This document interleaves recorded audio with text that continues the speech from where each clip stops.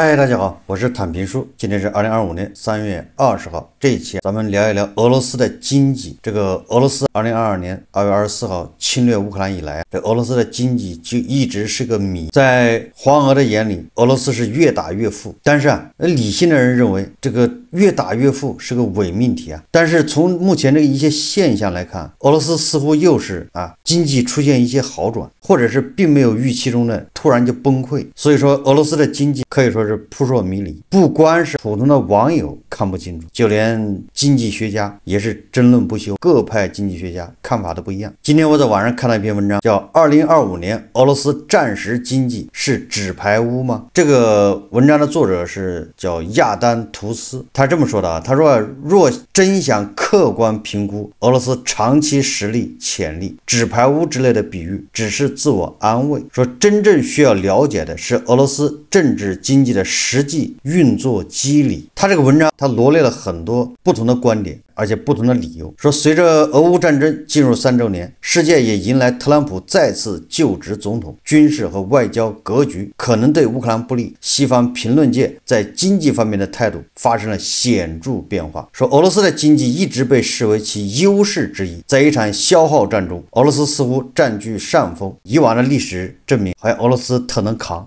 不都有这个说法吗？但事实果真如此吗？说时间真的站在俄罗斯一边吗？还是说经济可能是俄罗斯战略中的薄弱环节？这个影响到大家的判断了。如果说俄罗斯是越打越强，经济越打越强，越打越富，那如果美国不支持乌克兰，靠欧洲支持，那你也很难说欧洲就能有胜算了，因为俄罗斯它是越打越强。说如果我们对比双方的实力，这种猜测似乎站不住脚。他说乌克兰正在为维持电力供应而苦苦挣扎，而俄罗斯依然是一个富裕的石油和天然气的出口国。但更值得注意的是，越来越多有影响力的西方声音开始提出质疑。这个经济学人刊登了芬兰外长的一篇文章，宣称时间并不站在俄罗斯一边。对此，英国金融时报专栏作家拉赫曼在推特上回应是希望如此。说金融时报的马丁桑德布在专栏文章中进一步强调，俄罗斯的战争经济是一座纸牌屋，其金融基础正变得越来越脆弱。俄罗斯总统弗拉基米尔·普京的自负在于，他认为自己可以在不引发金融不稳定或重大物质牺牲的情况下资助这场战争，但这只是一个幻觉。普京试图向乌克兰的西方盟友灌输的最重要观念是时间站在普京一边，因此结束战争的唯一方式就是满足他的愿望。俄罗斯经济表面的韧性以及一些人对西方制裁是否有效的怀疑，构成了信息战的核心内容。也就是普京一定要做出一副我越打越富有，这是他信息战的一部分。所以很多黄俄就信俄罗斯目前给人感觉的他就是越打越富有，他没垮，国内还是有条不紊的在运转，似乎也没出现什么内乱，老百姓也没上街。说然而现实是俄罗斯战争经济的金融基础正越来越像一座摇摇欲坠的纸牌屋，说甚至连政府高层官员都公开表达了担忧，其中包括俄罗斯国防工业巨头俄技首席执行官叫谢尔盖·切梅佐夫，他警告称高昂的信贷成本正在摧毁其武器出口业务。俄罗斯的贷款利息都已经到了21%以上了，存款利息。及俄罗斯央行行长纳比乌利纳早在2024年11月，金融时报的托尼巴伯就对俄罗斯的官方经济数据表示质疑，而促使桑德布撰写此文的新证据则来自克雷格·肯尼迪的分析。肯尼迪的数据显示俄罗斯企业贷款激增，其中很大一部分以政策贷款的形式存在，即补贴利率提供的贷款被用作战争融资的隐形渠道。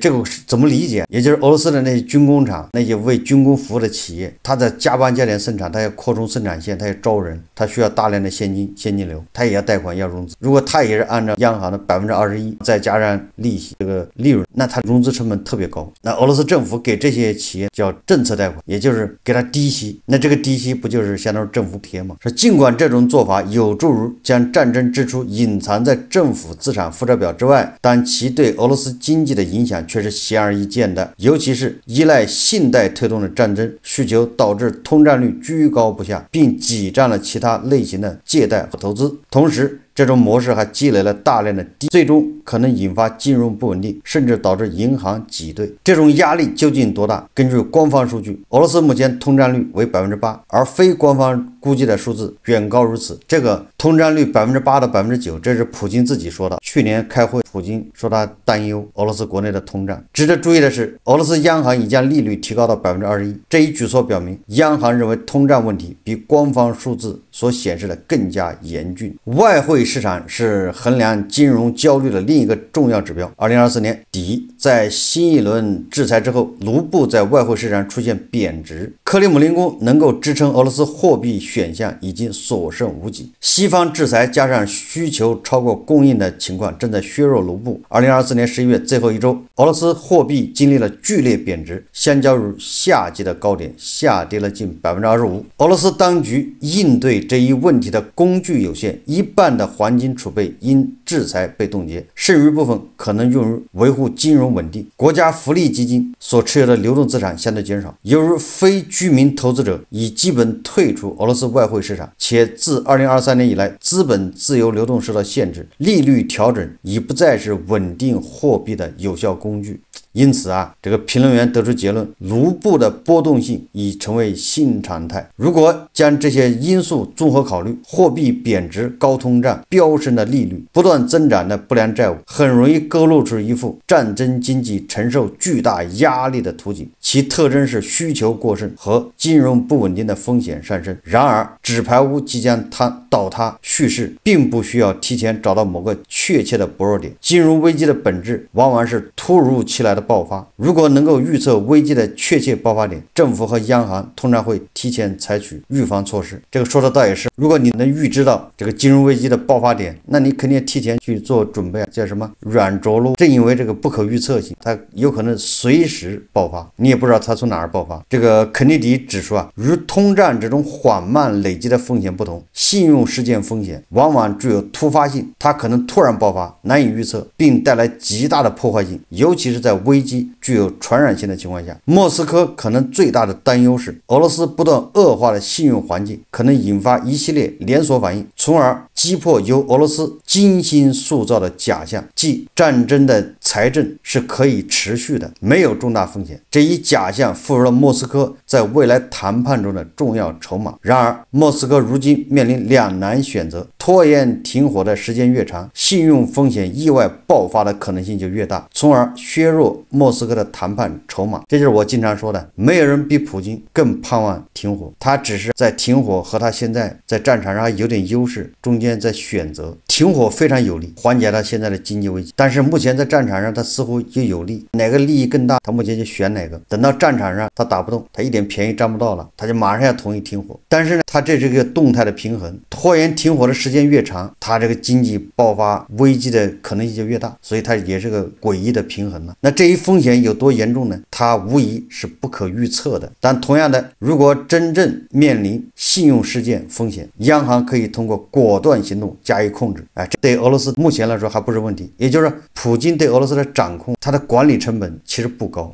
普京一个命令下去，恐怕就能得到贯彻执行。他说，然而西方国家确实有能力加剧俄罗斯的金融压力，并使莫斯科更难控制危机的后果。实际上，将俄罗斯经济描述为纸牌屋本身就是一种政治行动，其目的是削弱市场信心。肯尼迪和桑德布都坦诚，他们的意图是揭穿俄罗斯的虚张声势，推动更严厉的制裁，并强化乌克兰的谈判地位。但是这个相反的观点，他认为说这一切听起来很有道理，但不应与俄罗斯经济和金融状况的现实分析混为一谈。要评估俄罗斯战争努力的长期可持续性，真正关键的问题并不是金融危机的风险，而是俄罗斯经济的根本实力，或者说实力不足的问题。自2022年以来，这一问题被反复提出，令人沮丧的是，始终难以得到明确的结论。也就是俄罗斯的经济实力到底有多少，它这个经济实力能不能支撑这个战争，到现在都难以有明确的结论。然后经济学家普遍的共识是，俄罗斯在面对战争和制裁的冲击时，采取了一种凯恩斯主义的战争经济模式。俄罗斯的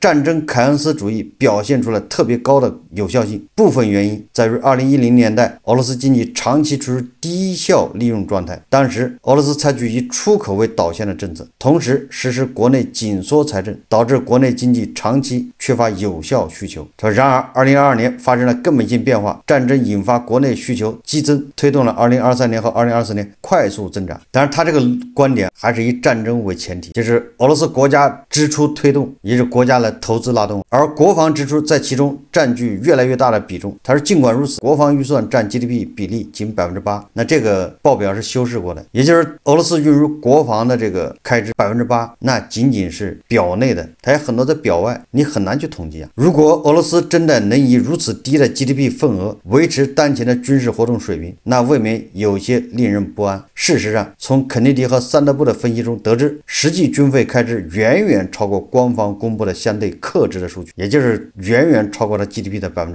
大家想象一下，一个广东省的 GDP 拿 8% 出来，打了3年的战，伤亡上百万人，导弹、无人机、坦克消耗多少？完了，它经济还越来越强，这个你怎么说啊，都是一种财务技巧，是一个幻象。他这个作者也说啊，从逻辑上讲，他说大量额外的支出必然是通过资产负债表表外融资来实现的，这并不令人意外。他说任何管理良好的战时经济都会采取类似的做法，即将战争的财务负担分散到公共、私营和准公共资产负债表上。这一财政模式直接推动了制造业的非均衡增长。他说这些投资的成果令人震惊，俄罗斯的装甲车辆产量翻倍，某些工厂的弹药产量增长了5倍。一个全新的行业，军用无人机的大规模生产已然兴起，而民用无人机的财政预算则被削减了 90%。 但是作者他不提，你这个装甲车，你这个弹药，你这个军用无人机全部要在一个地方消耗掉，并不能产生任何价值，就是至少目前产生不了任何经济价值，是消耗掉。你怎么解释这大量的财富是被浪费在乌克兰战场上？当然他还有解释，他说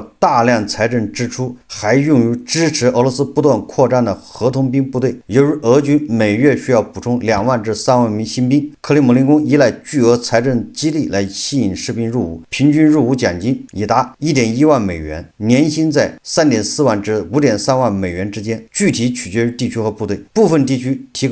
供更高奖金，莫斯科最高是 1.9 万美元，比尔格莱德州是 2.9 万美元。如此夸张的财政补贴反映出适龄兵员的短缺，迫使当局提供额外激励，如债务豁免、大学生录取优惠、士兵家庭医疗保障等。此外，仅联邦层面直接运入新兵招募的财政支出就高达160亿到230亿美元，这还不包括受伤士兵治疗费用以及阵亡士兵家庭的补偿，这些数据大多被列入机密。而这种模式正是弗拉迪斯拉夫叫伊诺泽姆采夫在2023年所称的死亡经济学，他对公预算构成沉重负担，但这些资金并不会凭空消失，而是被重新注入战争经济，最终以税收的形式回流国家财政。根据2025年预算预测，俄罗斯税收收入预计增长 73%， 表明政府仍能通过财政杠杆支撑起战争经济。值得注意的是，俄罗斯的能源出口收入在很大程度上缓解了财政压力。彭博社报道，2023年俄罗斯国家预算的石油收入增长了近1/3，达到了至少自2018年以来最高水平。这一增长主要受益于国际原油价格上涨以及俄罗斯对西方制裁适应能力。能源收入的持续增长使俄罗斯能够持续支撑战争经济，同时维持财政运转。我觉得这个倒是实际。你把俄罗斯一个黑箱子当做一个公司，它往外卖的就是石油、天然气，当然还有其他东西忽略不计，主要是石油、天然气还有矿产，这是收入。支出那就是往乌克兰扔那些导弹、无人机、坦克、装甲车，国内运转，这就是它开支。所以说啊，你要打击俄罗斯经济，你就是打击它的石油、天然气、石化能源。怎么打击？一个打击它产量，打击它的出口，要么就是打击价价格越来越低。乌克兰现在做的就是打击它的产量，打击它的出口。欧盟制裁也是限制它出口，最有效的办法呢，实际上就是打击它的价格。说西方制裁并未成功完成其最根本的目标，切断俄罗斯战争机器的财政来源。这并不是说2024年俄罗斯的石油税收达到了自2018年以来最高水平，这一事实清楚地表明，西方在真正将俄罗斯排除出全球能源市场方面缺乏坚定决心。当然了，大规模征兵以及俄罗斯经济结构的重新调整正在对劳动力市场造成巨大压力。俄罗斯远未陷入滞胀，相反，俄罗斯经济正处于充分的就业状态，失业率仅为 2.3%， 而劳动力市场仍有160万人的缺口，经济持续过热，通胀主要驱动力是名义工资的急剧上涨。一份报告指出，俄罗斯唯一的装甲运兵车生产地库尔干州，其工资增长了 33%。俄罗斯国防制造业的中心伏尔加河流域和乌拉尔地区工资增长也紧随其后。咱们在昨天节目还介绍了这个观点，俄罗斯的这个经济总量它维持不变，但是结构发生调整，也就是分配方式。以前富裕的地区，莫斯科地区、圣彼得堡地区，它的经济恐怕没有什么变化，或者在下降，就有钱人的收入在下降。但是它那些什么远东地区、图瓦、什么库尔干州，那以前经济不发达的地区，因为它是国防投入多所以当地的经济反而好了。那这不就是一个财富某种程度上一个转移吗？这种转移导致以前底层人收入，以前低收入的地区反而工资涨了，经济好了，社会更稳定了。通过战争也导致它的低收入群体生存状况发生了改善。说工资的快速上涨在一定程度上抵消了通胀压力，也就是俄罗斯的通胀，这是普京自己说的 9%， 他很担心。但是你看这么大的通胀居然没有让这个，按理来说你只要通胀，那收入低的人都要倒霉，你物价涨了吗？但是俄罗斯收入低的地区没有什么反应，因为他工资也涨了，他工资涨了 33%， 通胀在 10%， 怕什么？所以他还挺稳定。那谁买单？那就是莫斯科、圣彼得堡那富裕地区的人买了单。他们的收入没涨，他们的收入恐怕在下降，但不要紧，他们有钱，他们通胀一点能扛得住。所以说这就是俄罗斯，他通过战争，他反而让这个结构似乎更加合理。你看他这文章说一位经济制裁领域的权威专家指出，最引人注目的现象是俄罗斯收入最低的 10% 家庭，也就是底层人低收入群体，自2022年以来，其实际收入增长了近2%，也就是涨得更快。这或许并不令人意外。调查显示，人们对收入分配公平性的认知在增强，超过 40% 的受访者公开否认个人自由或人权的必要性，而是将增延等同于国家提供的工资和养老金。但是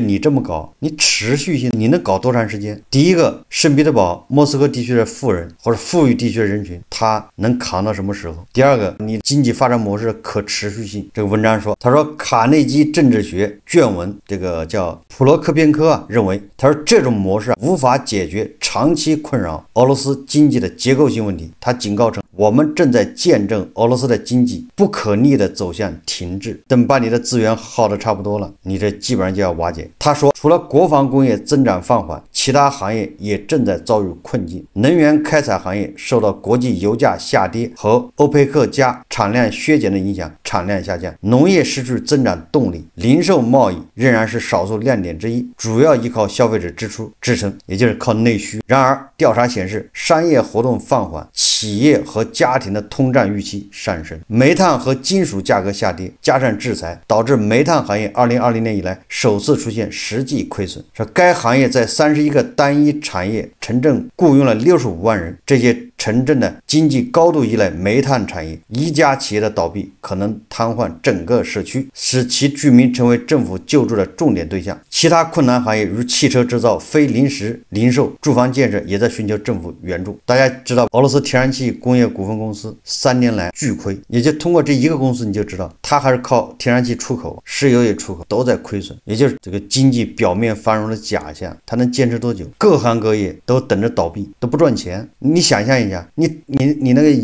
资金周转利息都21%以上，各行各业怎么赚钱呢？既然不赚钱，那怎么坚持下去？所以说俄罗斯经济它是个谜，恐怕也全靠统计局立功。有趣的是，普罗科片科指出尽管制造业工人福利领取者可能处境尚可，但并非所有社会群体都能如此幸运。他说，在这场过热经济中，损失最大的正是普京的核心支持群体——公共部门工作者，包括教师、医生、执法人员和退休人员。他们的工资和福利与9%官方通胀率挂钩，但多数家庭实际承受的通胀压力超过20%。与此同时，央行将通胀率回归4%的目标推迟至2026年中期，因为克里姆林宫财政支出优先实现正在挤占货币政策的目标。这个也就是说我们简单点说，就是俄罗斯的底层人、低收入群体，因为这场战争它影响稍微小一点，它的工资增长和那个通胀差不多能抵消，所以它似乎没有受什么影响。但是谁受影响？就刚才说的圣彼得堡、莫斯科的那些富裕群体，还有就是公务员群体、教师，他们的工资是根据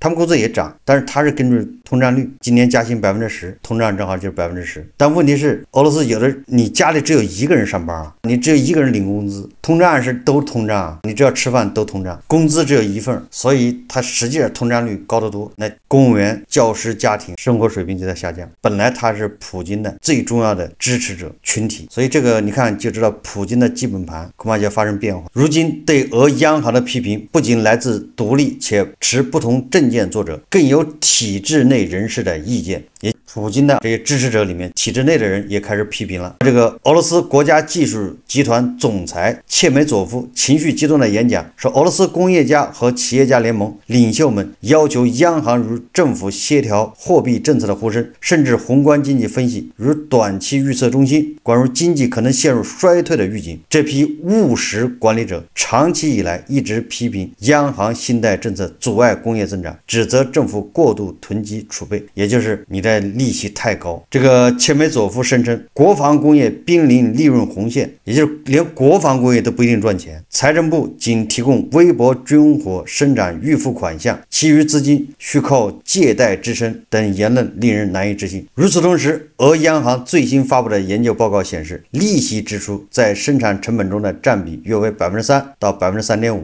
你的成本里面3.5%是利息。说若考虑利率的攀升，该成本数字已达4.5%。但是这个叫伊诺泽姆采夫认为，他说俄罗斯经济正承受高利率与通胀攀升的双重压力，住房需求下降，企业利润承压，增长率和降至1.5%甚至更低。但是他认为这只是放缓，而并非危机。税收依然强劲，出口收入下降的最悲观预测尚未应验，死亡经济学模式仍在运转。俄罗斯实际上是在死亡经济学，说来说去，出口收入下降没有达到美西方的预期，这么多人制裁，它的出口收入还在增长，所以支撑了俄罗斯的战时经济。说更重要的是，若乌克兰战事停火或冻结，必将增强俄经济韧性，并降低军费压力。最后，这个叫伊诺泽姆采夫他说，无论如何，我们既不预见通胀同比加速超20%，也就是你也别指望着俄罗斯的通胀达到20%，他也不认为企业信贷负担在未来1-2年会与经济增长完全相斥。超过此时线后，政府与央行要么被迫更积极干预现状，要么经济将寻